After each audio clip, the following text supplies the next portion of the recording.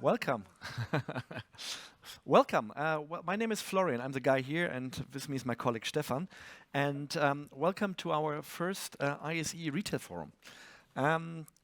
We decided end of last year, last ISE, we thought, 42% of the people who attended ISE last year were end users.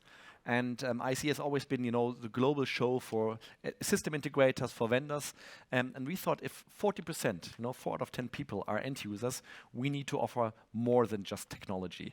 We want to give you some context. We want to give you some insights about the latest trends, especially in regards to retail media, obviously. And we have some really, really great speakers here. And we want to share some of this know-how and give you some guidance when you're back on the show floor. And it seems like everything seems so similar. Some stuff seems very overwhelming, and so the guidance for the next 2.5 hours we just want to give you. So welcome to our first show here, and there's an app. I need to say that first. There's the ISE app. I'm sure you all have installed that. Please use the ISE app for your feedback. If you like presentations, if you like the speakers, if not, you can vote them out. Call number 9, and then Stefan will be out number 1. I will be out. I'm just kidding. No, but give us stars, rate us, help us a little bit, give us feedback so we can improve whatever for next year. There's Wi-Fi here. Hashtag ISE 2024. And our topic is retail meets media, why stores are falling in love with screens. Isn't that nice? That sounds very romantic in this world. Good. They've been in love with screens forever. Yeah, they should have. Yeah. So I think we just get it started. We will start with a global best practice. We just want to get you into the mood, show you some best practice, talk about how signage, really, adds value to customer journey in various ways across the world. And then we have a very, very interesting panel. It's a panel at 3:30. It's retail concepts on a global scale. And we have a quite interesting combination. We have Judith here from Accenture and Felipe from Google. And we will discuss a little bit, about frameworks, about latest trends, and then also, how companies like Google, add value there and have stories to provide. Then we have story design and form. That's Michael. He's one of our favorite architects. He's with Gensler for a few years already, and you will be surprised. Gensler is the largest architecture practice. I'm not sure, with billions and billions of revenues and thousands of employees. But Michael, he has a background in digital signage, so he worked for digital signage creative agencies before, and now he built up a full digital signage, multimedia business inside Gensler, and it's very interesting. And a few years ago, when we met him in his head office in New York, he told us that they're making more money with multimedia, LED and everything than with the general practice, because the fees are quite low in architecture practice. It's probably done by AI today. Yeah, maybe. I'm not sure. I hope still humans are doing that. Then we want to talk about digital retail between online fashion and in-store experience. We have Sasha here, and he will, talk us a little bit about, omni-channel, how you can combine and connect online experiences and offline experiences, and then we have a session about engaging experience, how to get started, and we have retail media first. Pardon? Oh, retail media first. I forgot that. Oh, yeah. Oh, retail media. Yeah, that's a really good one. You can't do a retail forum without talking about retail media. That's true. Retail media. That's one of the highlights. Absolutely. So we have Dimitri here from Freyman, Jan from Roadsign, and Iman from Advertima. And engaging experience after that, and then we end the session with Joachim. He's from Muji, and he will give us some great insights about how Muji defines retail, and it's very, very interesting. And then we do a short wrap up for the session. So with no further ado, I just think we just get started, right? Good, fantastic. So could we start our keynote? I just press the button and hope it's working. Good. Oh, that was one for fast already. Good. See, now I pressed start. Good. So, Stefan, we are here at the Retail Forum. We want to some impressions, some good stuff. So this is from the Nike store in New York last week. Some of you I'm sure, have been there. The one thing with flagship stores is they are fantastic on the day they're open. They have a lot of wow. It's relatively easy to get like, single-time budgets to build something like this and to really create great experiences, but it's very difficult to almost impossible to really feed the beast and update it all the time. And Nike is a good and a bad example in both ways. They're really refurbishing the stores all the time, so whenever they have a new campaign, a new global campaign, the store looks really different. So there's this huge LED wall at the entrance, and then they invest heavily in all these special sculptures and everything they have.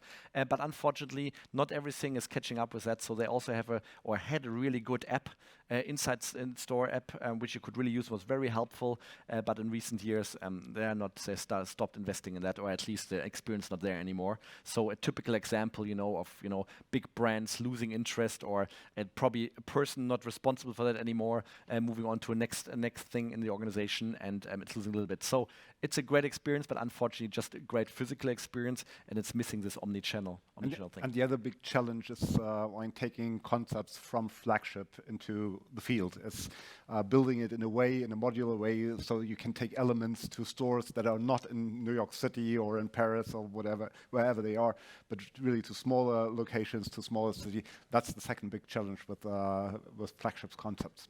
Absolutely, absolutely. So this is something we visited last year, just to give you some idea. This is La Roca. This is a shopping outlet mall here in Barcelona.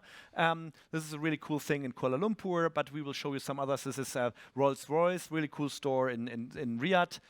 So it's fascinating how much LED they put in such a small store. But we want to show you some best practice. But that's the reason we love digital signage, and we're not working for an online or mobile world, because it gets us to travel. Because you need to be there, you need to experience these things, you need to see them, because they exist in physical spaces. You can always look on a app and a web page. That's something you can do from your desk. But to experience digital signage, you have to be out there. Yeah, we need to go there. And this is a really cool example. This is in Singapore, and you can see how you can, really create experience in a single dark room. So this is all LED here, LED projection. You have chairs in here. You have something. It's a little cinema. It's really, really nice. Really good experience there.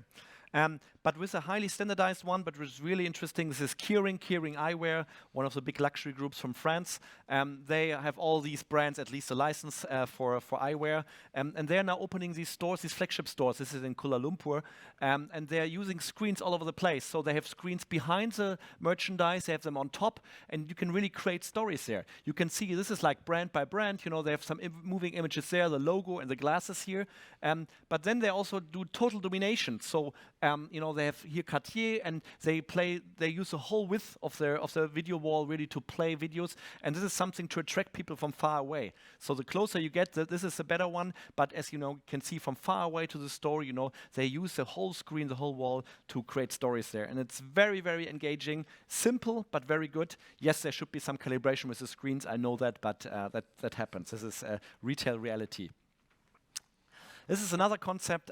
We did a tour with some CEOs from Europe to Saudi Arabia and Riyadh in fall. And we went to a shopping mall, which is one of my favorite shopping malls in Riyadh. It's an open-air mall, quite unusual for this area. And this is an e-gaming place. They just opened it a few days before we went there. And it's full of LED. So the whole walls are covered with LED. The ceiling is covered. There's a big stage here. And people spend crazy amount of time with e-gaming in Saudi Arabia. And it's a huge business there.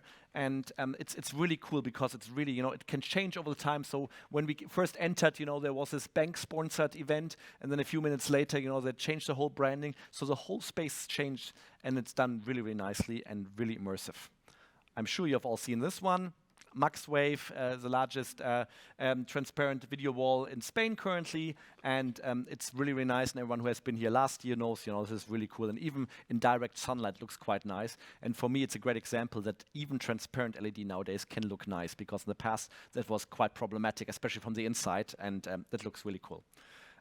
This is another one, this Dubai Mall, and I just want to share this with you because you can see how creative you can be with LED. LED doesn't need to be just a flat thing or so. So this is a perfume store, and here it's more nature, and they have this LED globe here. They have this wave here and everything, and it's really, really attractive. And you see it from far away, and it changes throughout the day, the colors and everything. So it's really good storytelling in there. And this is one of my favorites because it really shows the same stage, the same car, within 1 minute how different a scenery can look like. And this really shows, how creative, how adaptive, and how fast, signage can really create something. Yes, this is a car show, obviously, very expensive, but it really shows, within 1 minute, 3 totally different images, totally different stages, just done with LED and signage. Some lighting too, that helps. This is the latest concept of H&M. I'm sure you all know Inditex, Zara and everything. They are already a big believer in signage. Now H&M also seems to be converted. They're also looking at a lot of screens now. And interesting enough, they're looking at LED. For the big ones, that's fine. For these small ones, it's quite unusual. But somehow they like this open look. I'm not sure how long it will really work, because the quality A isn't that good, and B, there's no protective cover in front of it or so. So I'm not sure, once people, move that around or trip over it or so. But they use it around the world. I've seen it now in many places. It seems a new concept, and they also have a facade which looks really nice at night. But yes, even H&M is now investing heavily in signage. This is 3D. You all have seen that across the world. Some of the really famous ones are, for example, in Seoul, where they have it already for more than 10 years. But these, 3D billboards now become popular in most places of the world. And if you do the content right, it looks good. If you don't do it right, like the one on the top, it's a little bit more limited. But it looks cool and doesn't need any 3D glasses. And people love it. So it's not real 3D, but it has the 3D effect. Exactly. And people love it. They take photos of themselves and share it on social media. Yeah, and that's the big thing about those things. They are really made for social media.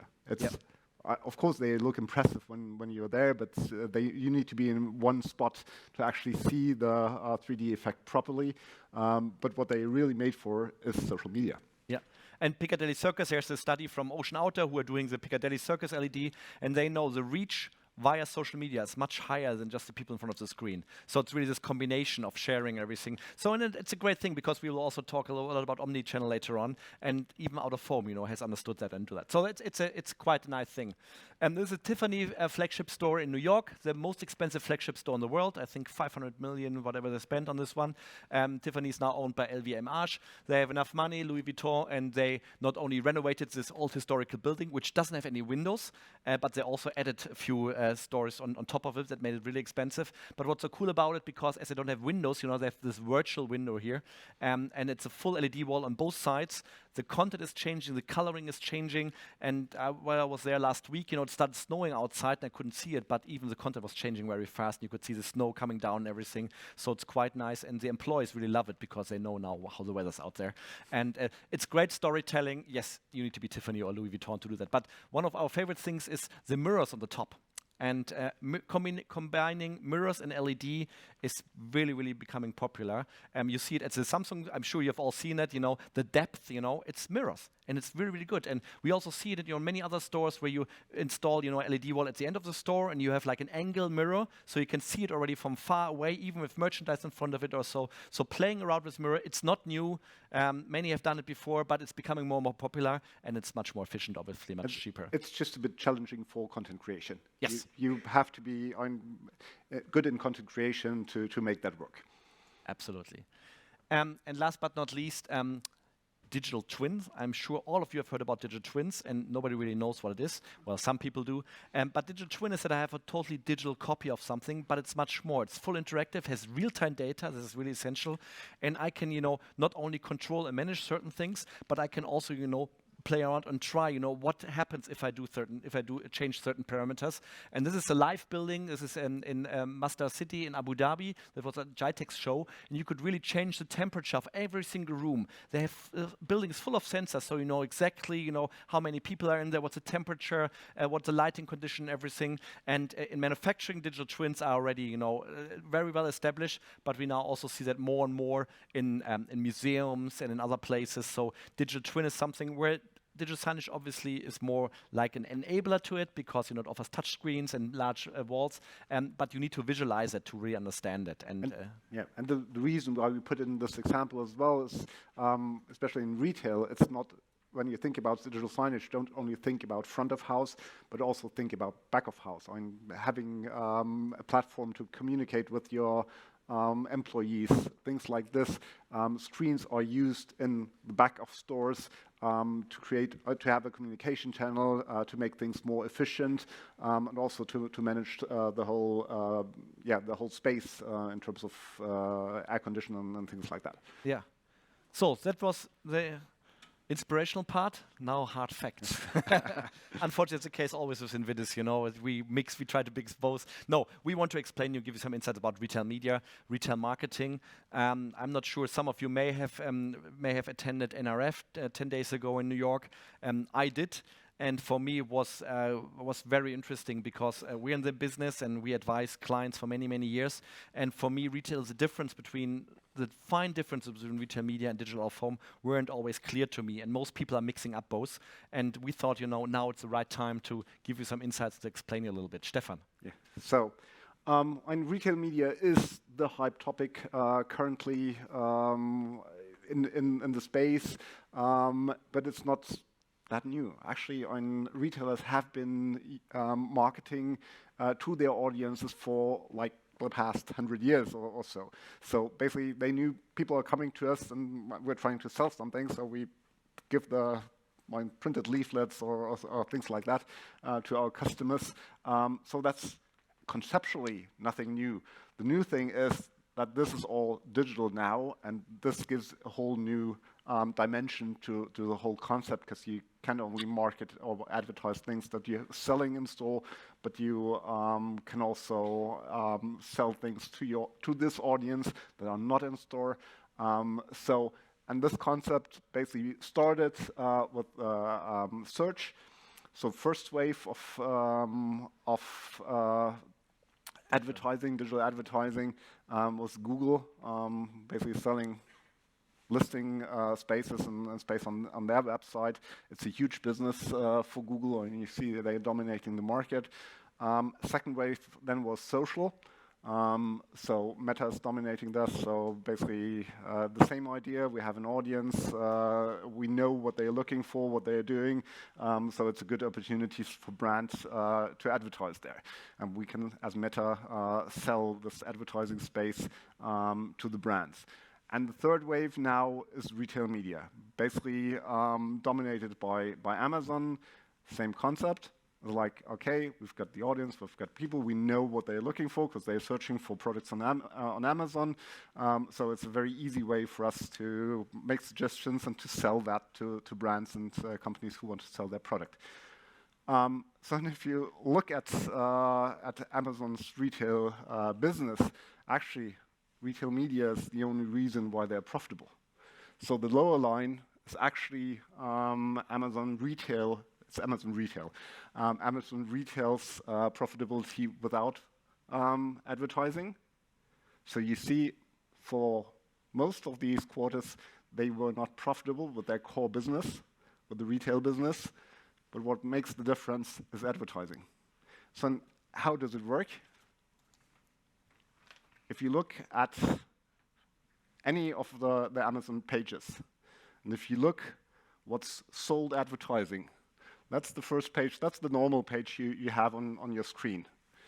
So all the red things there are sold advertising.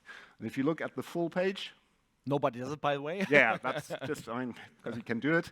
In the upper part, so the things you scroll to, most of it's advertising space. And then at the very bottom, there's some more advertising space. But that's, in total, it's probably 40% of the whole product page here, search results page, is sold advertising. That's how it works for Amazon. Retail media, basically. Yeah. So, and Florian, you came back from New York, kind of puzzled and with all these terms around retail media. What is it? There are terms like retail media networks, digital retail media, in-store, on-site, off-site. So there are so many terms in this field around that topic. So we thought we need to create some clarity around Yeah, that. and most people mix it up, unfortunately, even at the conferences, you know. Us as well, to be honest. Yeah, Sometimes yeah. we still mix it up. Yeah, we're still working on this one, and not everything makes sense. So we try to give you some insights, and you get all these presentations if you're registered, so you can also, you know, take it home with you. As we said, you know, it's not really new, but this is an example from ICA, from Visual Art, and they're here, and they're one of the first ones in Europe in the large scale to put retail media in groceries and supermarkets. Yes, that's where it works best, because that's where you have the audience, where you have the footfall of people coming to the stores quite frequently. And this is really, you know, placing screens inside the store, very close to the merchandise, either on the shelf, very close to it, or hanging from the ceiling. But there's always a direct relation, more or less, between the screens and the merchandise. Similar here, this is 7-Eleven in Bangkok in Thailand. So they have all these screens, you know, smaller ones, stretch screens hanging from the ceiling. I mean, the stores are very, very tiny, so it's a challenge to put screens there, but they have them on top of the coolers and everything, so you can see it everywhere. To be honest, just to let you know, this is not a real retail media network concept, because usually you say everything close to the merchandise is only retail media, so only advertising campaigns for products which can be sold. They have a mixed model here. It's also standard advertising. That's the reason why the largest out-of-home company in Thailand is operating this one. They're investing everything. So for 7-Eleven, it's a nice game. They just, you know, get a share of the revenues. Stefan, what is retail media? Well, we tried this nice chart. Yeah, we worked hard on this one. Trying to make a bit of sense out of it on retail media. As I said in the beginning, the non-digital part of it existed for ages. So that's a lot of print and things like this. But digital retail media is the thing we're talking about. And then that splits again into online mobile world. So all the devices that we carry around or we have at home, and the physical space. And there you can already see that terminology can be difficult. Online mobile differentiates between on-site and off-site. So retailers own online channel and not owned online channel. And in the physical space, you have in-store and basically out-of-store, which is parking lots, windows, entrance. And in-store, you have obviously shelf edge, end caps, you've got aisles, you've got checkout areas. So many different locations, many different forms and ways you can actually advertise. But the thing is, all these different channels in retail media use different KPIs and business models. So if you start on top, most of that is transactional, so really measurable. It's clicks and conversion of clicks. The offside is typical domain of performance marketing. In-store, again, when you're close to product, it's mostly transactional. So the retailer will want to see, okay, this ad gives me a lift up in my sales of X%. So that's a very transactional model. Whereas the out-of-store works more like out-of-home model, more audience-based models. So how many opportunities to see, how many actually people passing by and things like this. So different KPIs, different business models behind that. But what they all have in common, they are all data-driven. Real-time data-driven. Many of them real-time data-driven, but all definitely data-driven. So data is the key to all of this, and you have to master the data and the analytics behind that. And as you said, most of that is real-time, and that's the tough part. So then if you look at now, we're talking digital signage, we're talking more about the physical side of things. The split is, you saw Amazon is making close to 40 billion in this business. That's big chunk of that black, that blue circle. The physical part of it is still relatively small. So you were trying to get a number out of the big consulting firms, and maybe Accenture was there, McKinsey, all of them. Accenture can help us later on, but the split is probably something 95 to 5, 97 to 3. Yeah. So the main part of that business is in online. Yeah. The physical bit of it is also not for every retailer, to be honest. because it requires an audience. And so it's only for retailers who have high footfall and or high frequency. So typically that's food, grocery business, that's health and beauty, that's DIY, that's electronics. That's typically not fashion. And now comes some exceptions. Yeah, and now comes a new name. Now the latest thing is they call it not retail media anymore, because commerce media, because it now also includes hospitality and health clubs, which are technically not retail. So now in the US, everyone talks about commerce media. So don't get it confused. You get all the slides. You can remember it. It's very confusing, and most people really don't know properly how to use the terms. But that's the latest thing. People love to talk about commerce media nowadays. So everyone who has retail media on their slides, you need to change that. No, I'm just kidding. But this is the latest thing right now. Yeah. So yeah. Yeah. Sorry. You want to? No, fine. Good. So what does it all mean for ISE? You're here to look at the latest LEDs, the latest trends. So we just want to give you some guidance there. So obviously one of the biggest trends here is AI, as everywhere in the world. Also here at ISE, everything is AI powered.